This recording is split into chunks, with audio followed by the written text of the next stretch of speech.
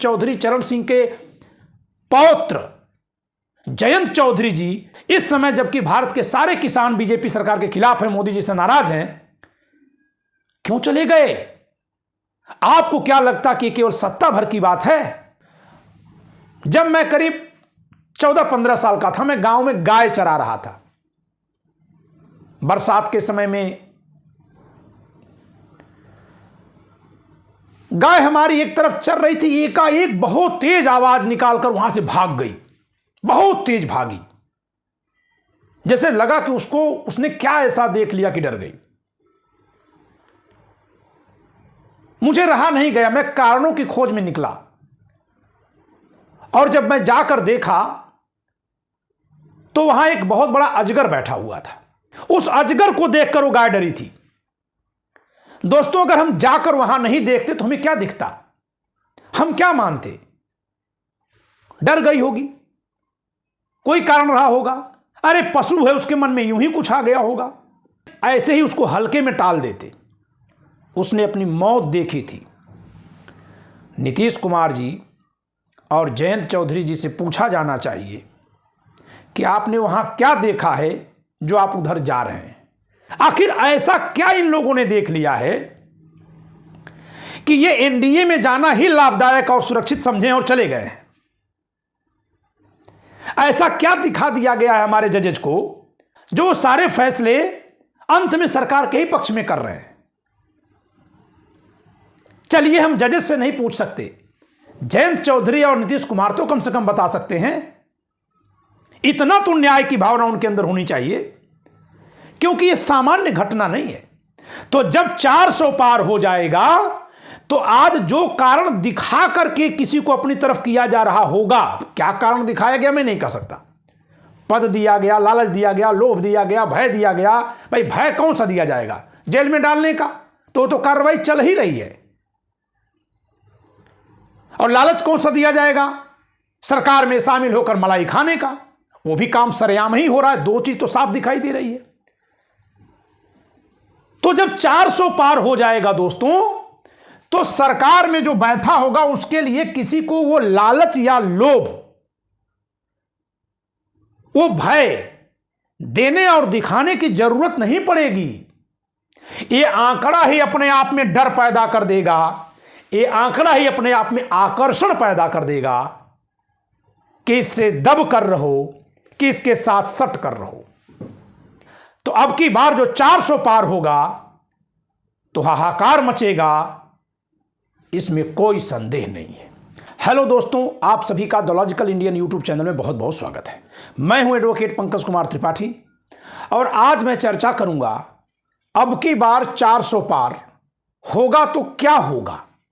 यानी कोई सरकार अगर पूर्ण बहुमत की होती है तो उसकी शक्तियां कितनी होती हैं, और वही सरकार जब 400 पार का बहुमत पाती है, यानी 2/3 बहुमत पा लेती है, तब उसकी शक्तियां क्या हो जाती हैं संविधान में, हम इसको समझेंगे। दोस्तों, आप सब जानते हैं कि लोकसभा में कुल 543 सांसद हैं। इसके आधे से ज्यादा जिसके पास है सरकार उसकी बन जाती है। अगर इस हिसाब से हम देखें तो 272 सीट जिसके पास होती है वो सरकार बना लेता है। 273 क्यों कहते हैं? 273 इसलिए कहते हैं कि एक लोकसभा स्पीकर बन जाएगा। जो स्पीकर बन जाता है वो वोट नहीं देता। लोकसभा स्पीकर भी अपना हो, इसके लिए 273 यानी 272 273 पर सरकार बनती है। ये सबसे मिनिमम मेजॉरिटी कही जाती है। चाहे कोई गठबंधन हो या एक पार्टी हो, सरकार तभी बना पाएगी जब उसने इतने सांसदों का बहुमत पाया हो।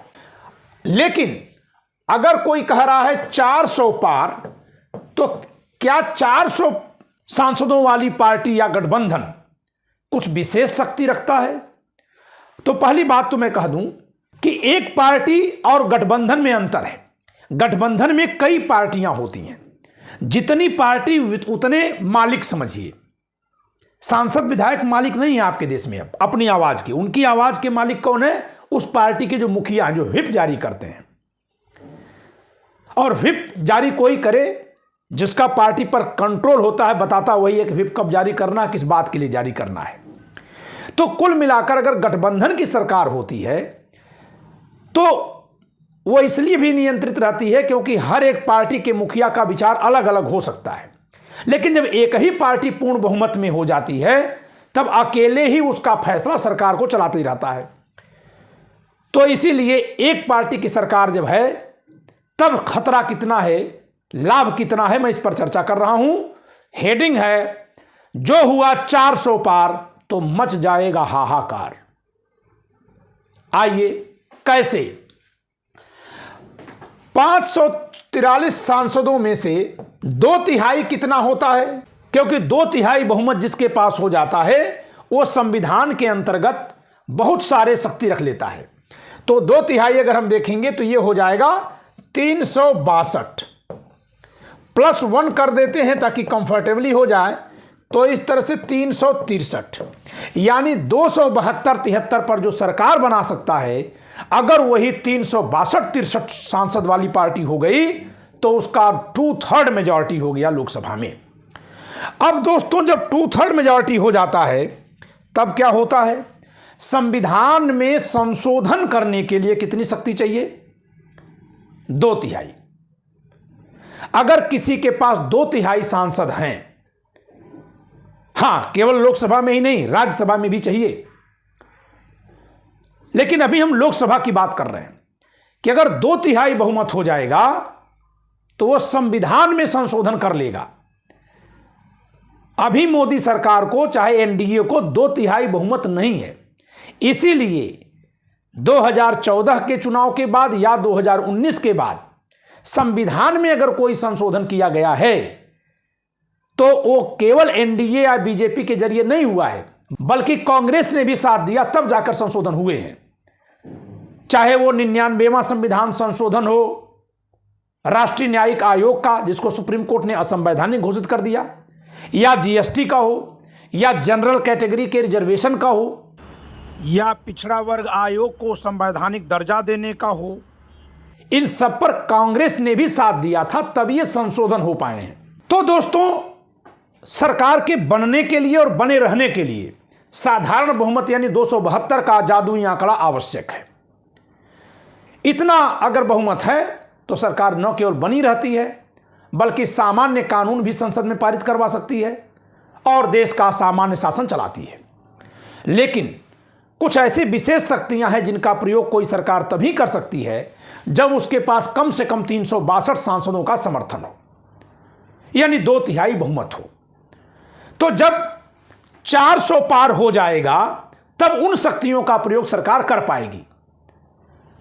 400 पार होने पर यानी 2/3 बहुमत हो जाने पर आपने सुना भी होगा कि यह कहा गया है कि बीजेपी अपने दम पर 370 सीटें और एनडीए 400 पार करेगा। तो 370 क्यों कहा गया? क्योंकि 362 से ज्यादा है। समझिएगा इस गणित को। 362 से अधिक सांसद होते ही संविधान में संशोधन की शक्ति मिल जाएगी। जी हां, संविधान में संशोधन की शक्ति। अब आप कहेंगे कि तो क्या संविधान को उलट पुलट दिया जाएगा?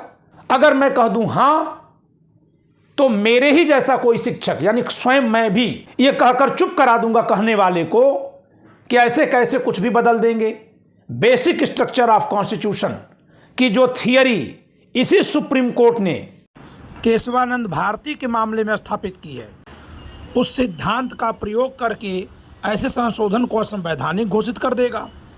तो कौन डिक्लेयर करेगा कि किया गया संशोधन बेसिक स्ट्रक्चर के खिलाफ है, नहीं हो सकता, असंवैधानिक घोषित करेगा? सुप्रीम कोर्ट, यानी सुप्रीम कोर्ट के जज। और अगर सुप्रीम कोर्ट के उस जज को ही हटा दिया जाए तो, या यह कह दिया जाए कि अगर संसद के फैसले के खिलाफ, सरकार के फैसले के खिलाफ संविधान संशोधन को आप असंवैधानिक घोषित करेंगे तो आपको संसद हटा देगी, तो यह भी जान लीजिए कि वह न्यायाधीश डर जाएगा, या तो पद पर से हट जाए, क्योंकि जजों को हटाने के लिए भी 2/3 बहुमत चाहिए और इस बहुमत पर जज हटा दिए जाएंगे, निर्वाचन आयुक्त हटा दिया जाएगा, कई कंट्रोलर एंड ऑडिटर जनरल जो महालेखा नियंत्रक परीक्षक है, जो सरकार का बजट चेक करता है कि कहीं घोटाला तो नहीं किया, हाँ वही पद जिस पर विनोद राय थे और जिन्होंने बहुत सारे झूठे आरोप मनमोहन सिंह द्वितीय सरकार पर लगा दिए, जिससे सरकार बदनाम हो गई। घोटालों को वही उजागर करता है, कैग। अब पॉकेट का कैग है तो उजागर ही नहीं करेगा, लेकिन फिर तो करना भी चाहेगा तो नहीं करेगा, क्योंकि सरकार उसको 2/3 बहुमत से जब चाहेगी तब हटा देगी, और हटाने के बाद जेल में डालेगी, ये भी जान लीजिए आप।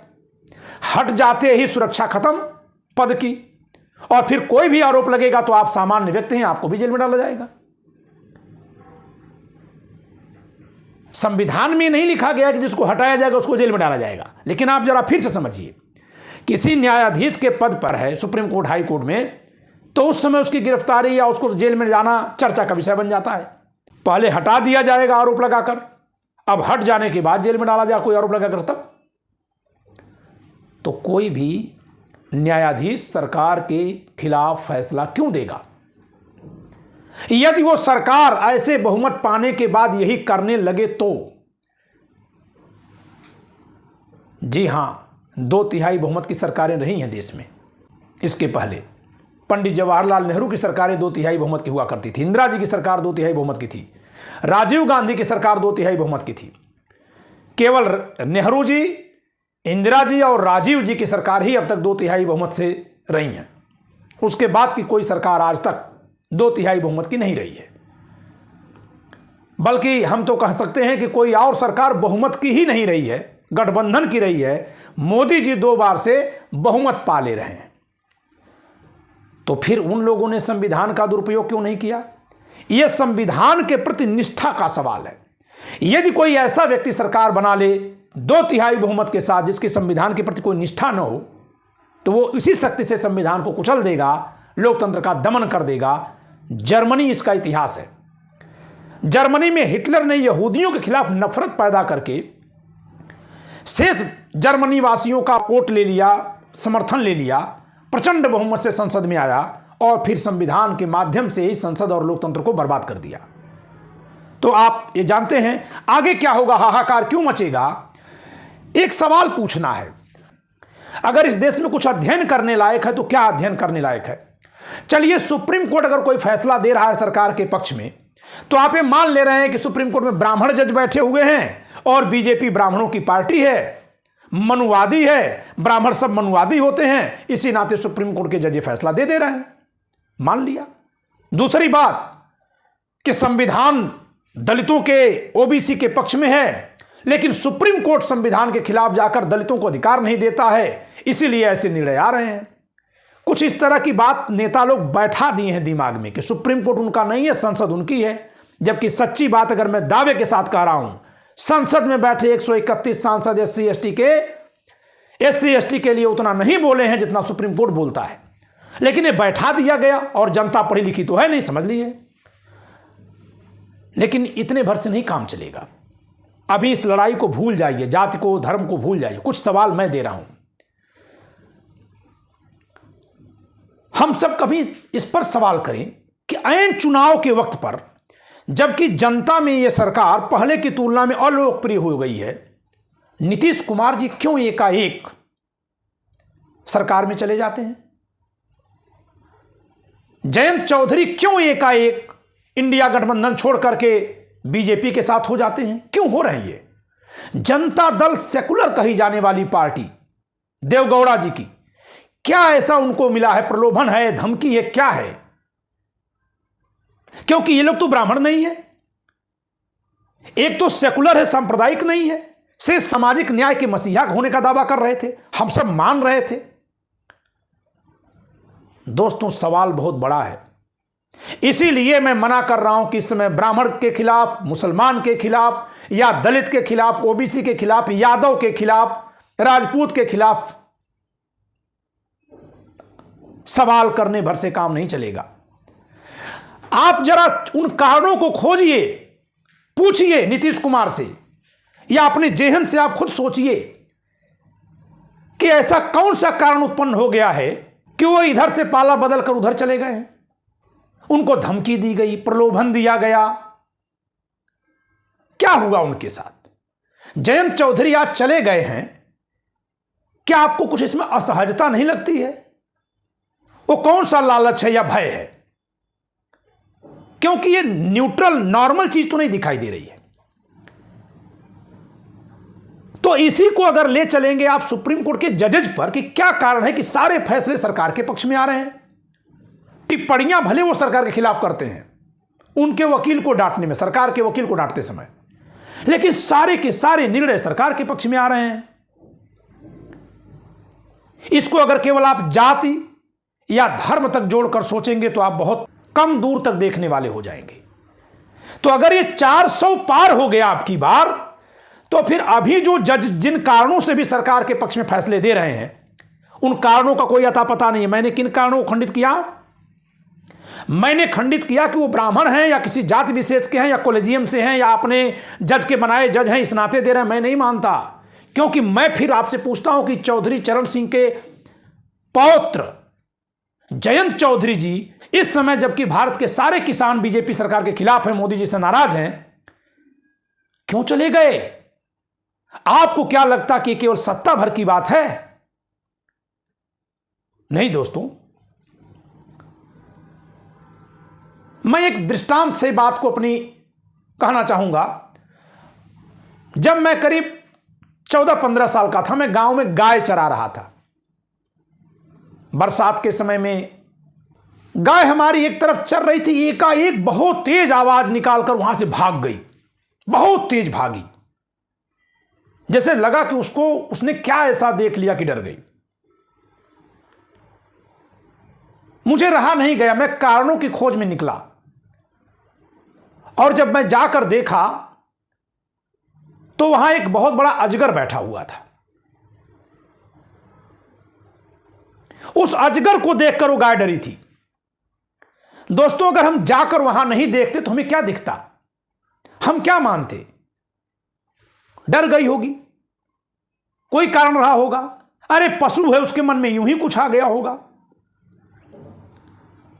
न जाने ऐसे ही उसको हल्के में टाल देते। उसने अपनी मौत देखी थी। नीतीश कुमार जी और जयंत चौधरी जी से पूछा जाना चाहिए कि आपने वहां क्या देखा है जो आप उधर जा रहे हैं। अगर आप उधर की जीत सुनिश्चित देख रहे हैं तो किस आधार पर देख रहे हैं? क्योंकि दावे के साथ तो जनता के मन में क्या चल रहा है यह जनता भी नहीं बता पाती है, क्योंकि हर एक अलग अलग है व्यक्ति। सर्वे के बावजूद भी बातें गलत साबित हो जाती हैं, चुनाव के परिणाम अलग आ जाते हैं। आखिर ऐसा क्या इन लोगों ने देख लिया है कि ये एनडीए में जाना ही लाभदायक और सुरक्षित समझें और चले गए हैं? ऐसा क्या दिखा दिया गया है हमारे जजेज को जो सारे फैसले अंत में सरकार के ही पक्ष में कर रहे हैं? चलिए, हम जजेस से नहीं पूछ सकते, जयंत चौधरी और नीतीश कुमार तो कम से कम बता सकते हैं। इतना तो न्याय की भावना उनके अंदर होनी चाहिए, क्योंकि यह सामान्य घटना नहीं है। तो जब 400 पार हो जाएगा तो आज जो कारण दिखा करके किसी को अपनी तरफ किया जा रहा होगा, क्या कारण दिखाया गया मैं नहीं कह सकता। पद दिया गया, लालच दिया गया, लोभ दिया गया, भय दिया गया। भाई भय कौन सा दिया जाएगा? जेल में डालने का तो कार्रवाई चल ही रही है। और लालच कौन सा दिया जाएगा? सरकार में शामिल होकर मलाई खाने का, वो भी काम सरेआम ही हो रहा है। दो चीज तो साफ दिखाई दे रही है। तो जब 400 पार हो जाएगा दोस्तों, तो सरकार में जो बैठा होगा उसके लिए किसी को वो लालच या भय देने और दिखाने की जरूरत नहीं पड़ेगी। ये आंकड़ा ही अपने आप में डर पैदा कर देगा, ये आंकड़ा ही अपने आप में आकर्षण पैदा कर देगा कि इससे दब कर रहो, कि इसके साथ सट कर रहो। तो अब की बार जो 400 पार होगा तो हाहाकार मचेगा, इसमें कोई संदेह नहीं है। अब 400 पार होगा कि नहीं होगा, इस वीडियो में मैं इस पर कोई चर्चा नहीं करूंगा। लेकिन अगर जयंत चौधरी उधर गए हैं, नीतीश कुमार उधर जा रहे हैं, तो कुछ ना कुछ तो इन लोगों ने देखा ही होगा, क्योंकि ये नेता हारने वाले गैंग में तो नहीं बैठ जाएंगे। इतने संघर्ष करने के बाद, इतना पेड़ पौधा लगा करके, पानी खाद दे करके बड़ा करने के बाद यूं ही तो नहीं चले गए होंगे। तो दोस्तों, मैं चाहूंगा कि इस वीडियो को आप शेयर करिए। जय संविधान।